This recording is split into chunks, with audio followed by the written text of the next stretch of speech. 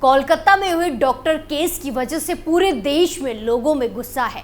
Supreme court के आदेश के बावजूद भी डॉक्टर्स अपने काम पर नहीं लौटे हैं।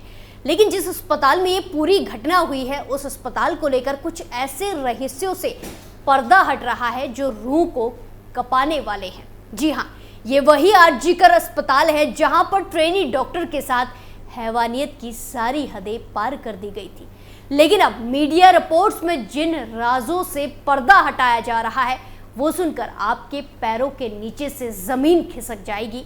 जिस अस्पताल में हैवानियत की सारी हदें पार हुई, उस अस्पताल में कई ऐसे राज दफन है जो अब धीरे धीरे सबके सामने आ रहे हैं और उस आरजीकर अस्पताल की काली सच्चाई खुल रही है।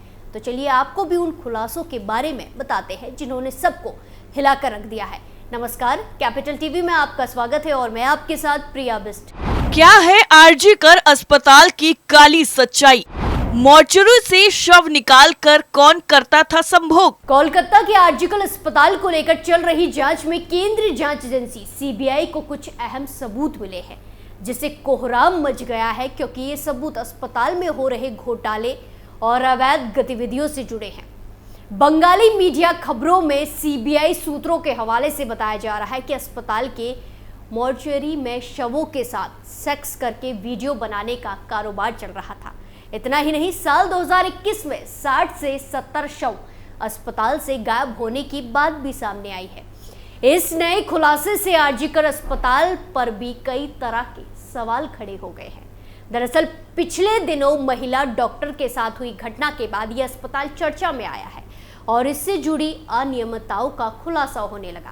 केस के आरोपी संजय रॉय को लेकर भी पता चला है कि उसके पास अस्पताल की मोर्चरी यानी कि शवगृह मुर्दाघर में रात में जाने की अनुमति थी, जबकि शवगृह 7:30 से 8 बजे के करीब बंद हो जाते हैं। रात में किसी शव का पोस्टमार्टम नहीं होता। अगर कोई शव आता भी है तो उसे पीछे दरवाजे से लाया जाता है। मोर्चरी में पोर्नोग्राफी के लगे आरोप। कथित तौर पर अब इस मामले की जांच में जुटे अधिकारियों का यही मानना है कि मोर्चरी के कोल्ड चैम्बर से लाशें निकाली जाती थी और फिर उनके साथ अश्लीलता होती थी और वीडियो बनाई जाती थी। सूत्रों के हवाले से यह भी पता चलता है कि अधिकारियों को संजय के मोबाइल फोन पर आरजीकर अस्पताल के मुर्दाघर के रिकॉर्ड किए गए वीडियो मिले हैं। इन फोटो और वीडियो में वो और अन्य लोग मुर्दाघर के अंदर शवों के साथ संभोग करते हुए दिखाई दे रहे हैं। आरजीकर मेडिकल कॉलेज और अस्पताल के मुर्दाघर में 40 से ज्यादा कोल्ड चैम्बर हैं।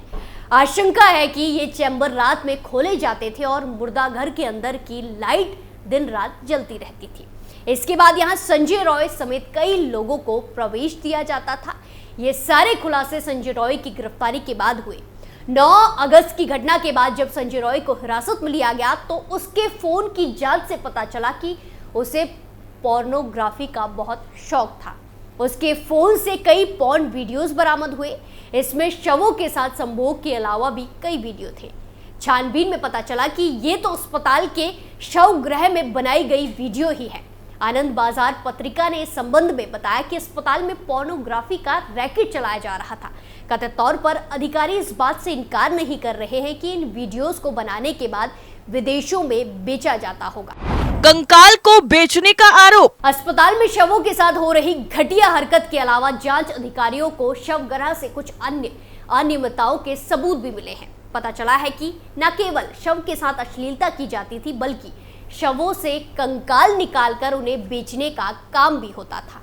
सीबीआई सूत्रों के मुताबिक उन्होंने मुर्दाघर के कोल्ड चैम्बर, रजिस्टर्ड बुक और पिछले कुछ महीनों के सीसीटीवी फुटेज का रिकॉर्ड इकट्ठा कर लिया है।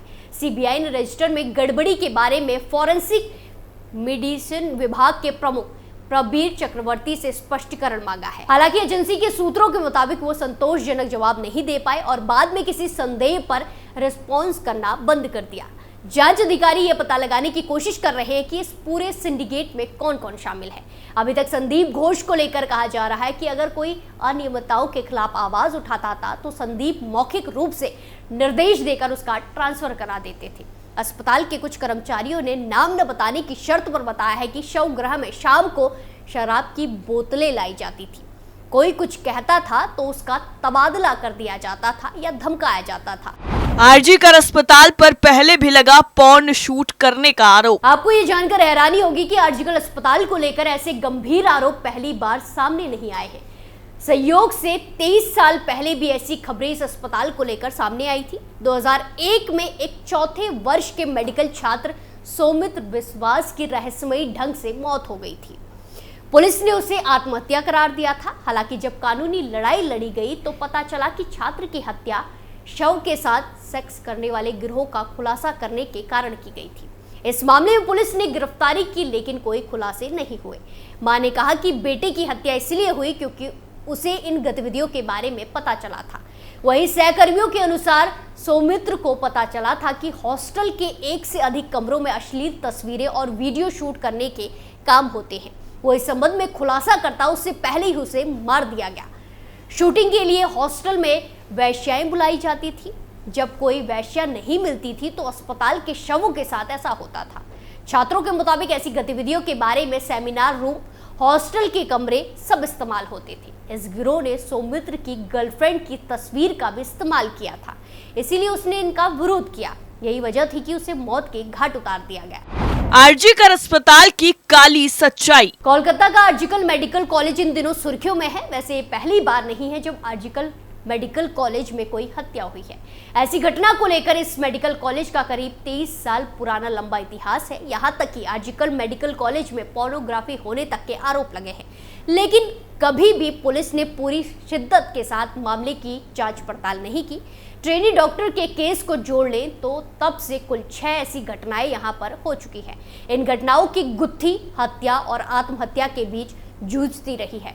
2003 का सुसाइड। सौमित्र के अलावा इसी तरह साल 2003 में आरजीकर मेडिकल कॉलेज के हाउस स्टाफ ने सुसाइड कर लिया था। 24 साल के इस व्यक्ति का नाम अरिजीत दत्ता था और वो बीरभूम जिले के बामनपुरा सूरी का रहने वाला था। उसके रूममेट और अन्य बैचमेट ने बताया कि वो बेहद रिजर्व नेचर का था। अरिजीत ने छत के हॉस्टल से कूदकर अपनी जान दे दी थी। पहले उसने अपने हाथ की नस 2 बार काटी, फिर छत से नीचे कूद गया। उस वक्त भी कुछ छात्रों ने अरिजीत के सुसाइड को 2001 में सौमित्र की हत्या के साथ जोड़ा था, लेकिन छानबीन उस स्तर पर हुई नहीं। पुलिस ने बताया कि छत से कूदने के बाद उसे तत्काल इमरजेंसी ले जाया गया, जहां आधी रात को उसकी मौत हो गई। 2016 में प्रोफेसर की रहस्यमयी मौत। इसी तरह साल 2016 में आरजीकर मेडिकल कॉलेज में 54 साल के प्रोफेसर की सड़ी गली लाश उनके किराए के घर से बरामद की गई थी। प्रोफेसर डॉक्टर गौतम पाल मेडिकल कॉलेज के यूनिट नंबर 6 के डिपार्टमेंट हेड थे। शनिवार को उनका रोस्टर लगा था, लेकिन वो मेडिकल कॉलेज लौटे ही नहीं। उसके बाद पड़ोसियों ने घर से बहुत ज्यादा बदबू आने की शिकायत की। इसके बाद पुलिस ने मौके पर पहुंचकर दरवाजा तोड़ा और शव बाहर निकाला। पुलिस के मुताबिक उनका शव कमरे के फर्श पर पड़ा हुआ था और चेहरे पर कुछ निशान थे। पुलिस ने मेजर कार्डियक अरेस्ट की आशंका से भी इनकार नहीं किया। 2020 में महिला डॉक्टर का सुसाइड। साल 2020 में RG Kar medical college and hospital में एक महिला ट्रेनी डॉक्टर ने सुसाइड कर लिया था। 25 साल की पालोमी साहा ने इमरजेंसी बिल्डिंग की छत से छलांग लगा दी थी। उसे तत्काल इमरजेंसी में लाया गया, लेकिन जान नहीं बचाई जा सकी। पुलिस ने कहा कि महिला डॉक्टर पिछले कुछ दिनों से डिप्रेशन से गुजर रही थी, इसी के चलते उसने छत से कूदकर अपनी जान दे दी। हालांकि पुलिस को कोई भी सुसाइड नोट बरामद नहीं हुआ था। 2023 में इंटर्न की रहस्यमयी मौत। साल 2023 में भी यहाँ पर एक मौत हुई थी। 23 साल के इंटर्न डॉक्टर सुवरोजीत का शव उनके घर में पाया गया। डॉक्टर की मौत की वजह दवाइयों की ओवरडोज बताया गया। पुलिस ने मामले में जांच के बाद बताया कि वो करीब 1.5 साल से डिप्रेशन के शिकार थे और इसका इलाज भी चल रहा था। इंटर्न डॉक्टर नॉर्थ 24 परगना के निमता में अपने चाचा के यहाँ रहते थे। जब वो 2 दिन तक कमरे का दरवाजा नहीं खुला तो उनके चाचा ने आवाज दी। बाद में दरवाजा तोड़ा गया तो डॉक्टर का शव जमीन पर पड़ा मिला।